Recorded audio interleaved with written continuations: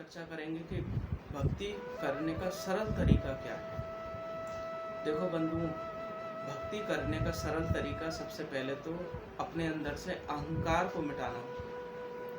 क्योंकि जब भी हम अभिमान करते हैं, अहंकार करते हैं, तो हम भक्ति से दूर हो जाते हैं।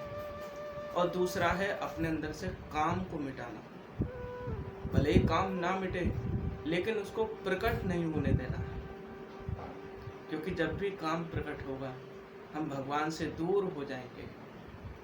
और भागवत में आपने सुना होगा कि जब भी गोपियों को अभिमान आया, अहंकार आया, तो भगवान सुखदेव कहते हैं कि परीक्षित, तो गोपियों के हृदय से साक्षात भगवान दूर हो गए कि अंतर्हिते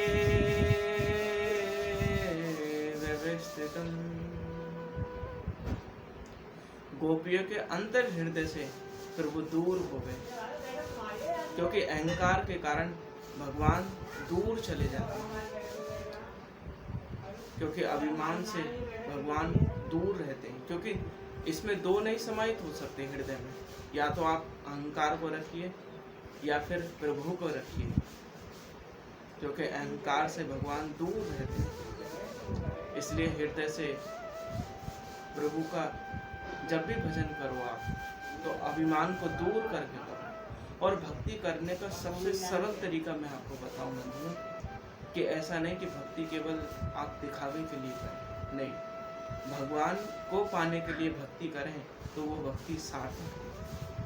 और भक्ति निष्काम होनी चाहिए। भागवत में कहा है कि सवे पुंसाम परो धर्मो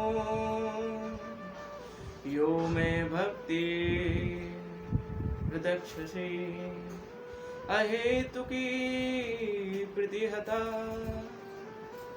यानी भगवान की जो भक्ति करो वो निष्काम होकर करो।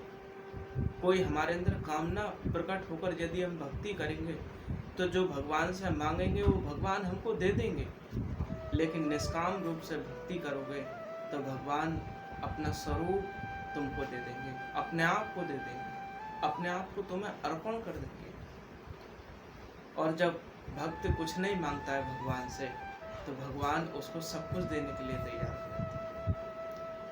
और सुदामा जी के लिए तो भगवान पग पग पर रक्षा करते हैं। आपने सुना होगा भागवत में कि पग पग पर भगवान ने सुदामा जी की रक्षा करी है। यदि हम निष्काम भक्ति करें, इसलिए तो सुदामा जी को सर्वश्रेष्ठ बताया गया है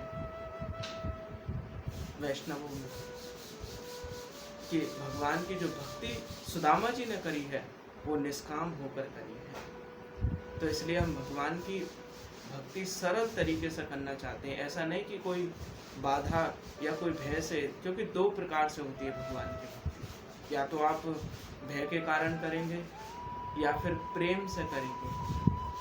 लोभ से तो भक्ति कर ही नहीं सकते आप, प्रेम से कौन से आप, क्योंकि लोभ से केवल कामना प्रकट होगी।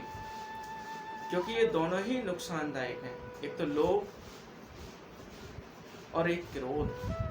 यदि कोई हमने भगवान से कामना करी, चलो मान लो हमने भगवान की भक्ति करी, और वो भक्ति करते करते हमें जो भगवान से मांगा हमें भगवान ने दे दिया, तो हमारे अंदर क्या प्रकट हुआ?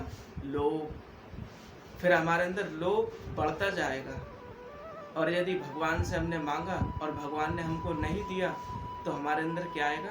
क्रोध। और ये दोनों ही हमारे शत्रु हैं भक्ति पार। क्योंकि जब भी भक्ति करो, अभिमान से दूर करो। इसलिए तो हनुमान जी का नाम है हनुमान। इसने अपने मान का हनन कर दिया, उसका नाम अभिमान है, हनुमान है। इसलिए भक्ति करो, भाव से करो, अहंकार रहित होकर करो, और निष्काम भक्ति सर्वश्रेष्ठ बताइए। भगवान के स्वरूप को देखने के लिए भक्ति करो। क्योंकि जो भगवान के स्वरूप को देखने के लिए भक्ति करता है, प्रेम करता है, भगवान की कथा को सुनता है, वो सर्वश्रेष्ठ भक्ति होती है। और सबसे सरल क्या है कि जिसमें जैसे चाहे अपनी इच्छा के अनुसार भक्ति करें। ऐसा नहीं कि कोई विधि विधान से आप करें, नहीं।